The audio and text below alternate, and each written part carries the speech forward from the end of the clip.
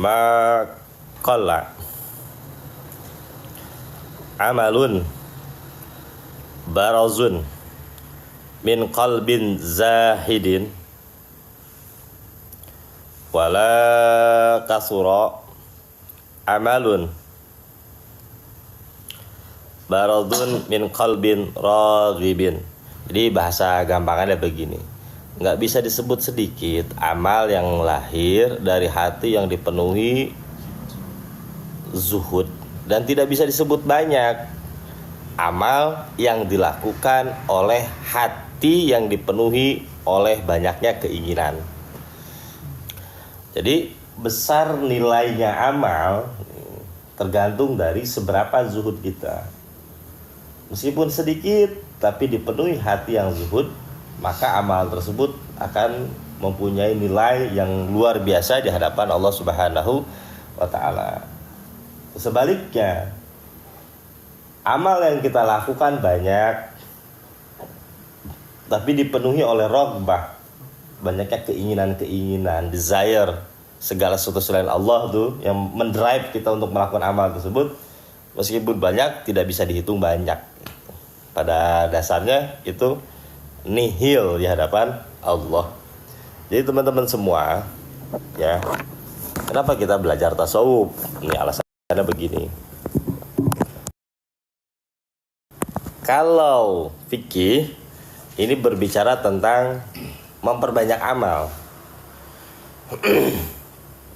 Fikih itu memperbanyak amal atau melakukan amal. Tauhid, tujuan kita kemana gitu, tujuan kita melakukan amal kemana gitu. Nah, tasawuf ranahnya adalah menjaga amal tersebut. Jadi kalau fikih berbicara tentang kuantitas, kalau tasawuf berbicara tentang kualitas. Nah, harusnya di usia kita saat ini nih, ya, kita harus lebih memfokuskan kepada kualitas amal. Apa sih itu zuhud? Ya. Karena banyak yang salah memberikan pengertian zuhud. Zuhud adalah khilafur raghbah, nihilnya atau less desire gitu, sedikitnya keinginan. Jadi zuhud, ya, kalau kita ngambil dari sini nih, ada desire, cuman dia tidak di-drive oleh desire itu. Ada desire, cuman tidak dijadikan sebagai tujuannya ketika dia melakukan aktivitas-aktivitas kebaikan gitu. Ya, itu dari segi bahasa dulu tuh. Nah, sekarang kita akan lihat bagaimana sih proses zuhud itu hadir dalam diri kita, ya. Dari mana kita bisa menihilkan desire? Dari dua sudut pandang.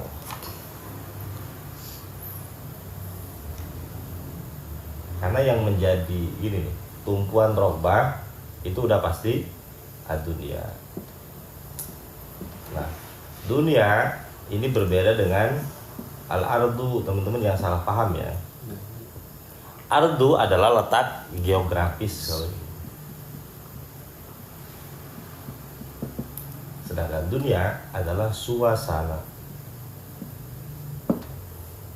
Kalau al-ardu ini senantiasa dipuji oleh Allah dalam Al-Quran.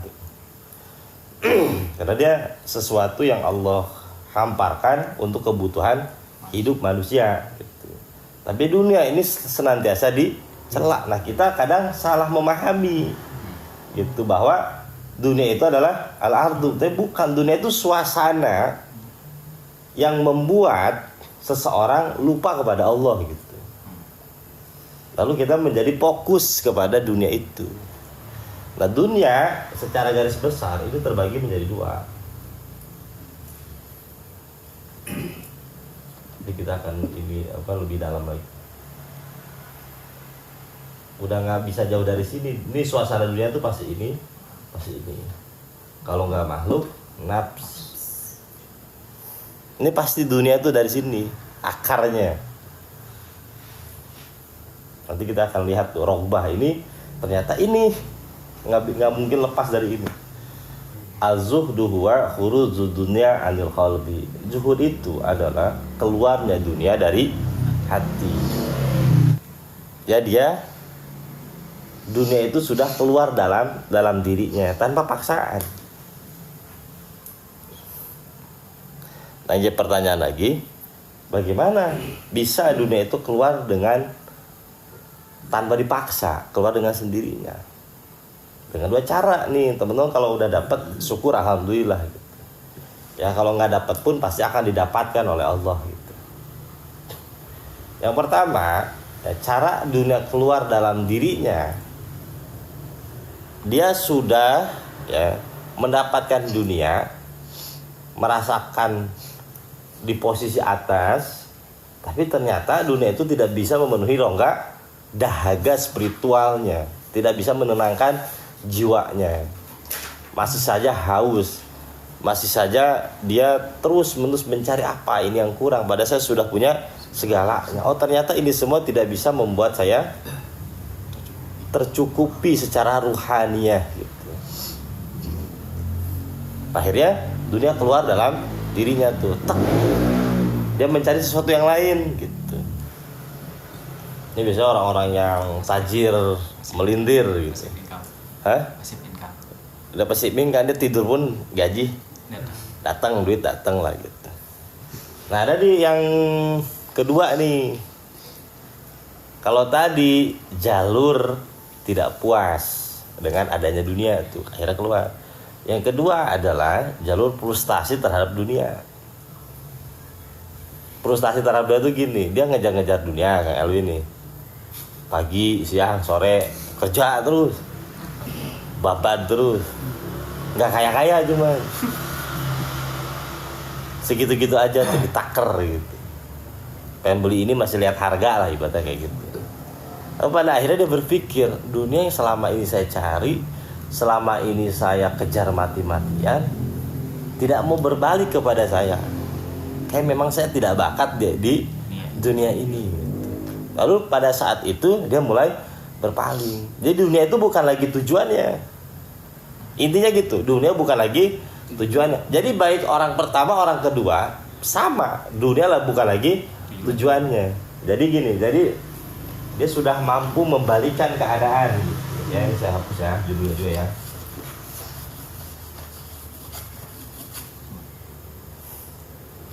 Yang tadinya ini si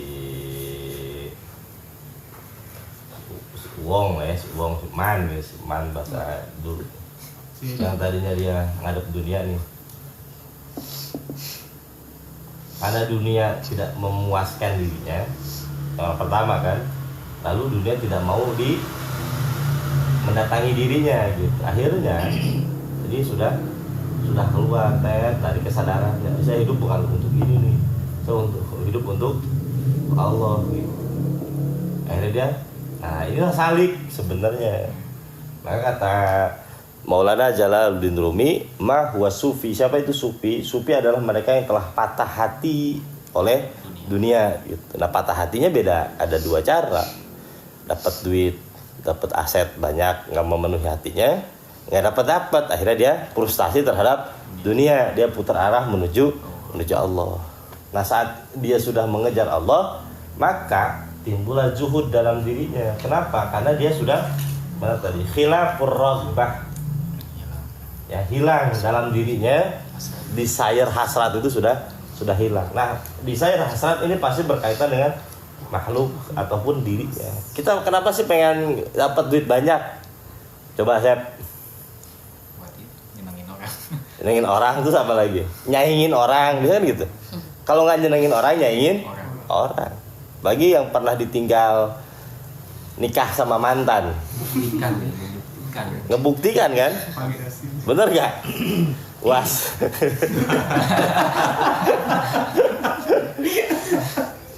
Ya.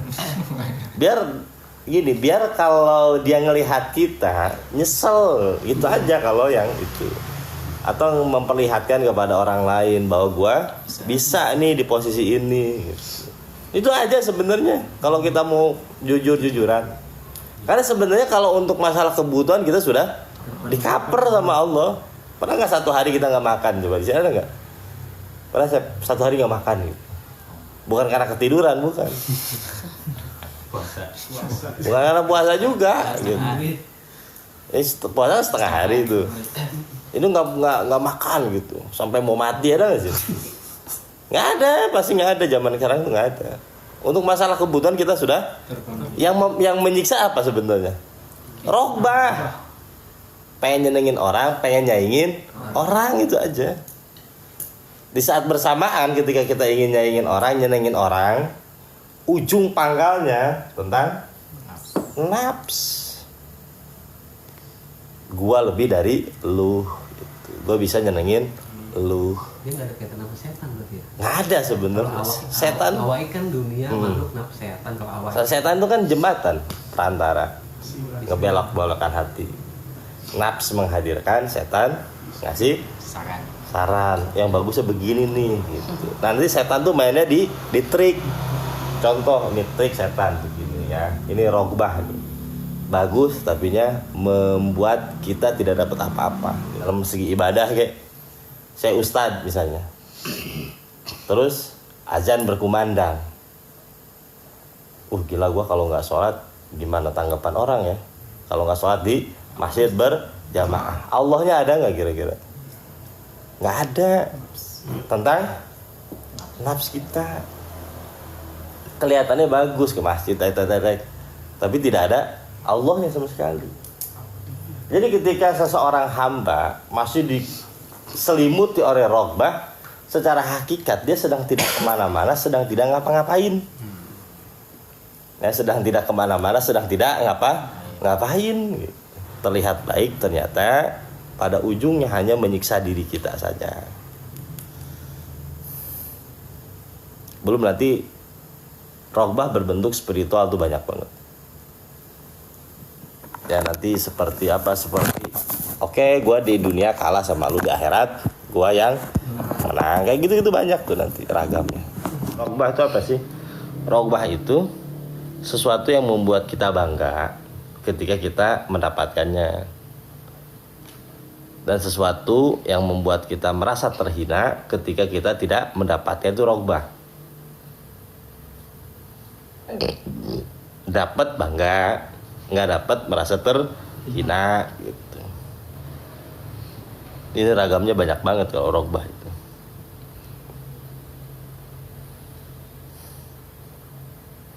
Yang paling mengejalakan gini rogbah itu, kita bisa menderita melihat orang lain bahagia gitu. Akut gak penyakit kayak gini? Susah hilangnya gak? Kalau mau susah gak? Kalau dipanas secara hakikat nih, kita seolah-olah berkata kepada Allah gini, ya Allah, kok bisa-bisanya dia yang berhasil? Salah, engkau ngasih kaya kepada orang tersebut, harusnya ke saya. Yang layak itu adalah saya. Kayak secara hakikat tuh begitu. Nah dari situ muncullah rogbah, sehingga tidak ada sama sekali dalam diri kita zuhud. Zuhud itu nggak ada motif apapun gitu, lempeng aja lurus gitu.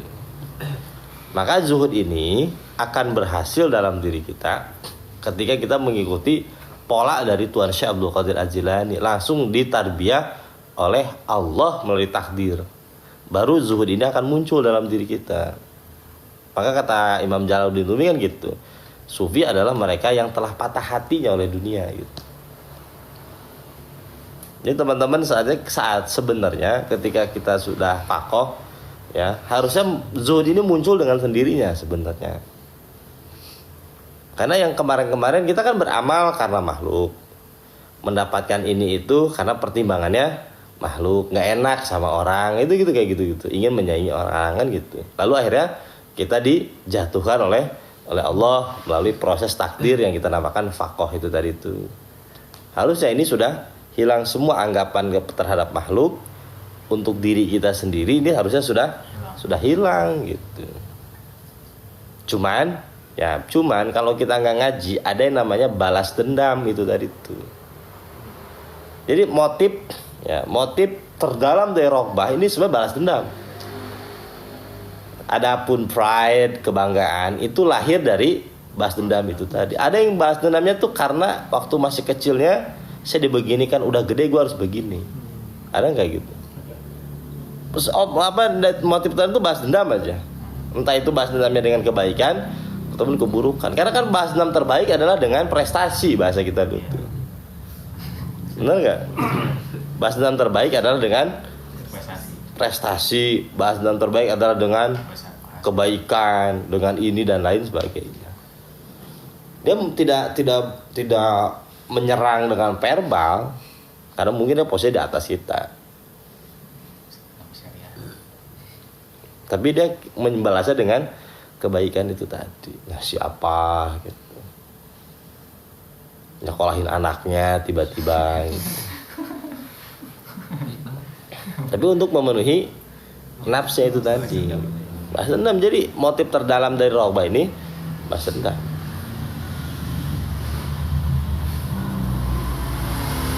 Biasanya dengan orang terdekat gitu. Lalu kita kan masang-masang status. Buat apa? Nih lihat, gue udah di posisi ini. Untuk Allah, untuk manusia kira-kira. Adapun yang silent treatment ada. Dia nggak posting. Cuman dalam dirinya, ya ntar juga dia tahu gitu. Ntar juga dia tahu, dikasih tahu sama orang-orang terdekatnya. Allahnya ada nggak kira-kira? Penyakit paling besar dalam perjalanan ini, roghbah. Atau kita pada dicap buruk. Yang dicap buruk itu dicap negatif. Orang kayak kamu yang nggak bakal bisa kemana-mana, nggak bakal bisa hijrah, nggak bakal bisa tobat. Lalu kita tobat nih, ya ternyata tobatnya kita, baiknya kita untuk hanya membuktikan gua tuh bisa tobat karena Allah apa karena orang. Ya, biasanya saya bilang dari awal, penyakit zuhud cuma dua, nafs dengan makhluk.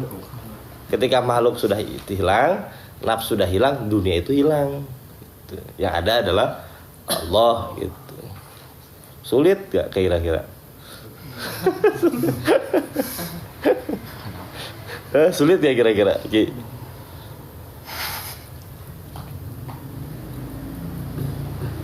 Bahkan main kita, umrohnya kita,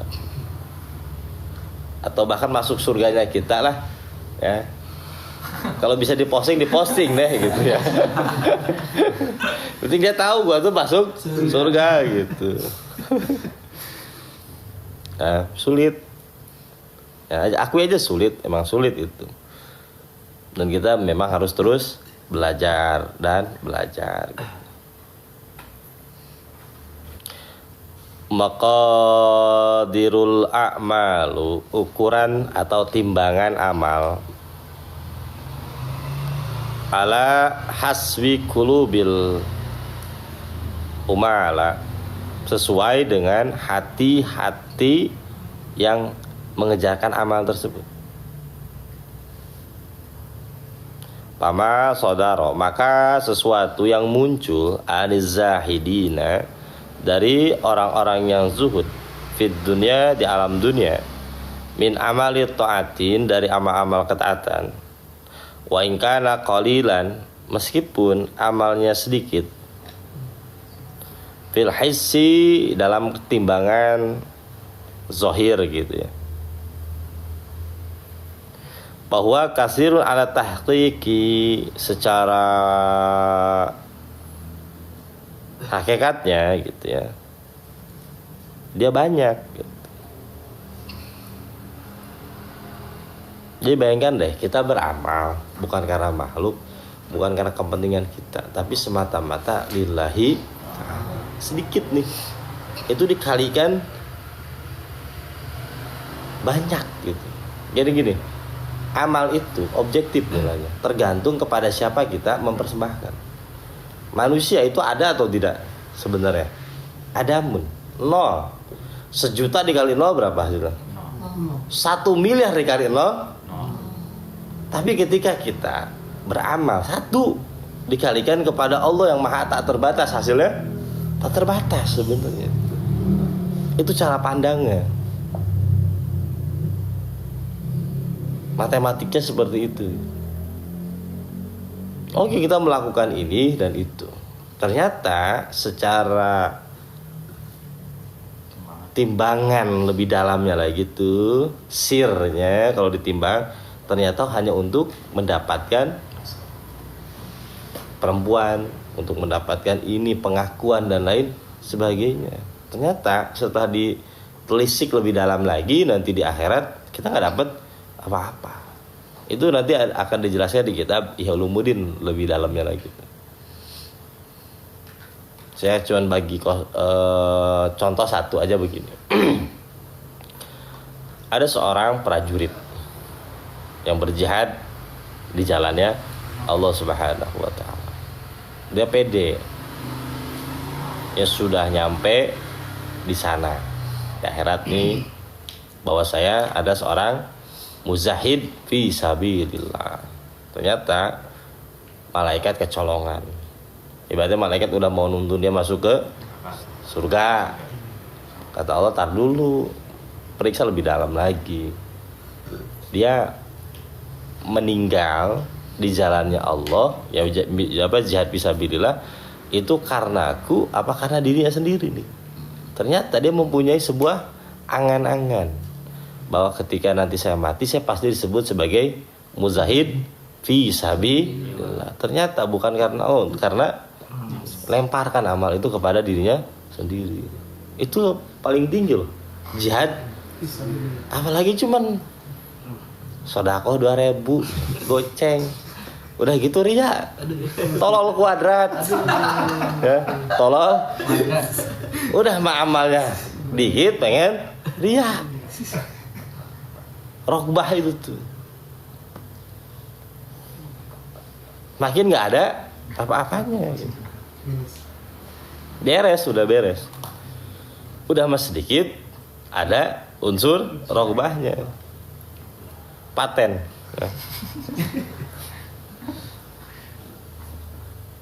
Dulu tuh ngaji hikam tuh sempet apa ya? Dulu banyak ngaji hikam tuh berat. Beratnya emang di situ.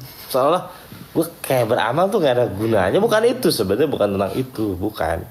Agar kita berpikir ulang, amal yang kita persembahkan selama ini kepada Allah benar-benar karena Allah atau karena yang lainnya gitu. Jangan-jangan. Apa karena ada something, sesuatu yang lain nih gitu. Yang tahu adalah diri kita sendiri. Karena ketika kita belajar tasawuf, teman-teman yang harus pertama kali diperhatikan adalah ada multahkim, tidak adanya tahkim. Apa itu tahkim? Jazmen. Nggak ada penghakiman gitu. Apalagi ngaji tasawuf, kita bayangkan tuh orang sebagai sandra kita. Oh ini nih nggak juhud nih gitu. Atau setelah ini gue kasih materi ini, gue kasih linknya gitu. Ada nggak gitu? Bukan untuk orang lain, untuk diri kita sendiri. Gitu.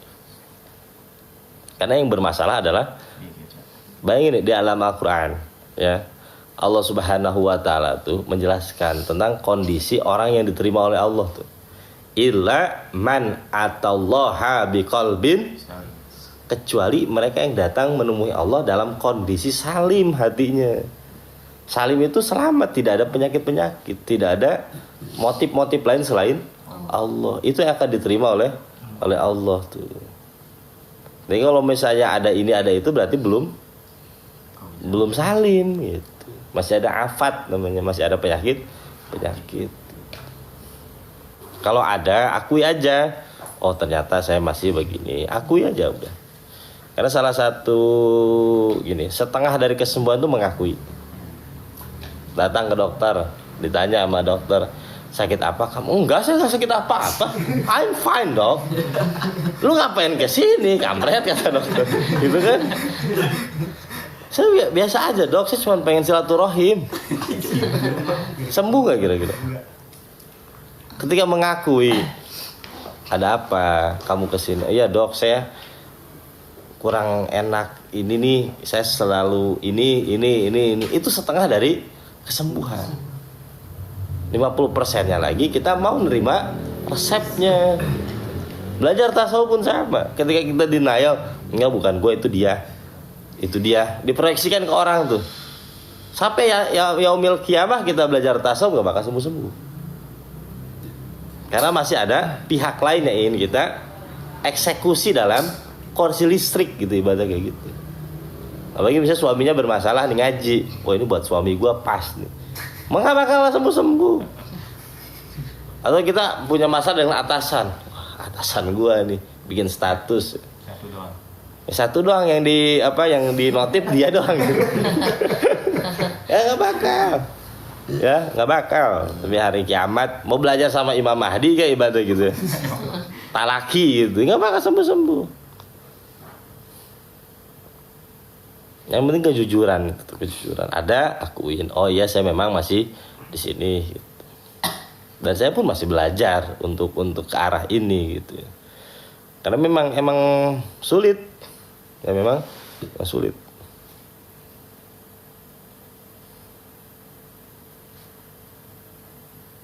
Jadi motif terdalamnya adalah balas dendam.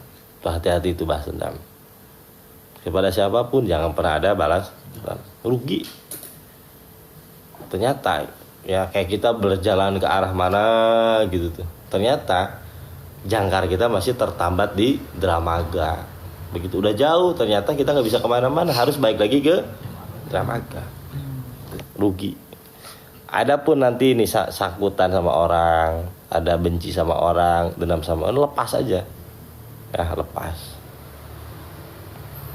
Cara melepasnya bagaimana? Cara melepasnya dengan kesadaran bahwa mereka dihadirkan oleh Allah untuk memberikan sebuah pelajaran tentang orang tua, tentang kondisi kita waktu masih kecil, tentang saudara-saudara kita, tentang kerabat-kerabat kita yang pernah nyakitin kita, yang pernah ngebully kita. Lepasin aja. Mereka digerakkan oleh Allah untuk memberikan sebuah pelajaran. Jadi jangan jadikan mereka sebagai musuh atau sebagai tujuan gitu, jangan. Nah, lepasin aja. Karena itu akan menghambat spiritual kita. Jadi salah satu penyebab kita tidak pernah terbang, tidak pernah mi'raj, bahasa seperti itu ya. Karena masih banyak yang nyangkut, yang menggelayuti diri kita, dendam, amarah. Dan itu ya nanti akan kita bahas, itu adalah penyakit meditatif yang membuat kita tidak pernah kemana-mana. Nah itu yang membuat yang tadinya kita enjoy tiba-tiba membuat kita diem, bengong. Bisa orang-orang itu mantan tiba-tiba Win ya lagi happy, kita lagi ngaji bisa ketawa-tawa, ada tuh jedaknya gitu yang merubah haluan, tiba-tiba tidak meditatif aja tuh. Bisa, atau kita ngeliat handphone tuh ada yang nagih, tiba-tiba langsung anyep. Bahkan ya penyakit ini akan terus dibawa dalam setiap ibadah-ibadah kita. Yang kita pinta tuh itu aja, menghilangkan itu kan. Emang setelah itu hilang nggak ada masalah baru. Emang setelah itu hilang hidup kita bakal tiba-tiba berubah gitu Kang Eri? Ada lagi yang kira-kira? Ada. Jadi bukan keadaannya yang harus kita rubah sebenarnya, karena keadaan itu akan tetap seperti itu selama kita masih hidup. Yang harus kita rubah adalah keberadaan, memandang keberadaan seperti apa, bagaimana gitu. Sebenarnya seperti itu. Emang setelah nggak ada orang ngeselin, hidup kita baik-baik aja gitu? Masih banyak, malah lagi ngantri ini mereka. Tenang aja, lagi ngantri ya, masalah lagi nunggu. Nah kita kadang berpikir seperti itu. Ya Allah, abis ini saya benar-benar akan beribadah deh kepada Engkau. Sering gak kayak gitu? Kata Allah, bullshit, lu ngomong kayak gini berkali-kali. BCT itu. Lalu setelah ini saya benar-benar mau ibadah kepada engkau. Setelah ini saya mau zikir lah pokoknya mah. Udah saya mah mau zikir, mau ngaji aja dah, udah dah. Setelah itu ternyata hidup makin, kan janji Allah tuh jelas dalam Al-Quran. Wa man a'rada an dzikri rabbih fa inna lahu ma'isyatan. Ketika kita menolak realitas, apa yang akan terjadi kata Allah? Fa inna lahu ma'isyatan donka. Hidup kita akan diberikan satu kesempitan, dari satu kesempitan menuju kesempitan yang lebih sempit. Enggak dikasih lapang. Gitu. Jadi nanti ayat ini nih ya, penawarnya tuh ayat al-insyirah sebenarnya. Alam nasrah laka sadrak. Nah, alam nasrah laka sadrak, bukankah telah aku lapangkan dada engkau? Nah, lapangkan dada itu adalah cara kita nih untuk menghilangkan semua sandaran-sandaran, kesakitan-kesakitan, amarah-amarah, ganjalan-ganjalan. Kita sendiri yang menyadarkan itu. Nanti tiba-tiba dada kita tuh lapang. Kalau dada lapang, ilmu gampang masuk. Kalau dada lapang, kita gampang menerima realitas. Kalau dada gampang, kita mampu menerima banyak perbedaan. Ketika dada lapang, rezeki mengalir. Kenapa rezeki ngalir? Karena kita mampu bergaul dengan siapapun, mampu akrab dengan siapapun, mampu bersahabat dalam kondisi apapun. Rezeki seret, kenapa? Kita mempunyai satu hal yang harus kita capai, akhirnya melupakan banyak hal tuh. Tidak adaptif dalam menerima kejadian. Pokoknya begini aja. Kayak udah penyakit tuh. Pokoknya harus begini. Emang kenapa kalau nggak begitu? Masalah, Win. Masalah, Ki? Kan enggak. Ya enggak ada masalah apa-apa. Nah, itu yang dinamakan dengan al-insyirah, itu pembukaan dari Allah. Set. Nah, ketika udah kebuka, gampang kita menerima realitas.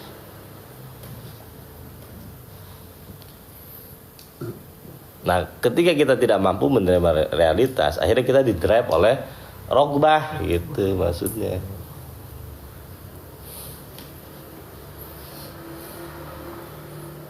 Keinginan-keinginan yang berkecamuk dalam diri kita, takut gagal. Yang menciptakan keinginan kita yang takut gagal kita. Tolol nggak kira-kira? Saya pikir-pikir lagi, itu tuh tolol. Ya, yang pengen siapa, yang takut gagal? Udah gitu frustasi. Datang ke psikolog. Kalau saja psikolog, lu yang tolol, lu yang punya tujuan, lu yang takut, lu yang khawatir gitu. Ya kalau kita mau akuin, kita tuh lucu sebenarnya. Akhirnya hal-hal yang wajib yang Allah perintahkan gampang terlewati begitu saja. Nah, nanti indikasi kita sudah zuhud ya, kita nanti di skip berikutnya nih, kita mampu menari dengan takdir, namanya maqamul inzal. Setelah ini tuh akan kita bahas. Namanya maqamul inzal. Maqamul inzal itu maqam take away. Apa yang harus kita lakukan saat itu kita lakukan. Jadi lebih berpijak pada realitas. Nah, langsung Allah yang ngedrive. Melalui apa? Melalui kejadian, melalui ilham dalam diri kita. Asik. Jadi nggak dikungkung oleh konsep. Begini enggak. Itu cukup dalam pekerjaan aja. Tapi untuk hidup skala besar, dia membiarkan Allah yang mengatur dirinya. Dia tahu apa yang harus diatur oleh dirinya. Dia tahu kapan dia diatur oleh Allah. Orang zuhud adalah dia yang mampu mempersembahkan apa yang dia miliki untuk Allah.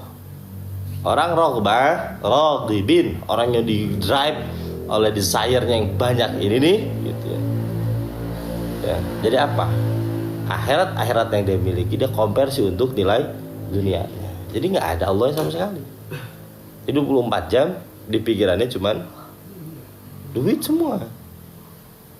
Mending kaya. Ya, mending kaya gitu. Udah mikirin dunia terus gak kaya. Ya. Tapi saya banyak nemuin orang kaya tuh gak sengaja. nggak sengaja gitu, nggak sengaja itu ya nggak sama sekali tidak memikirkan dia punya ini punya itu, tiba-tiba punya, kayaknya nggak sengaja gitu. Nah jadi beda ya tuh antara orang roghibin dengan orang zahidin tuh di situ. Makanya mudah-mudahan kita menjadi orang yang zahid.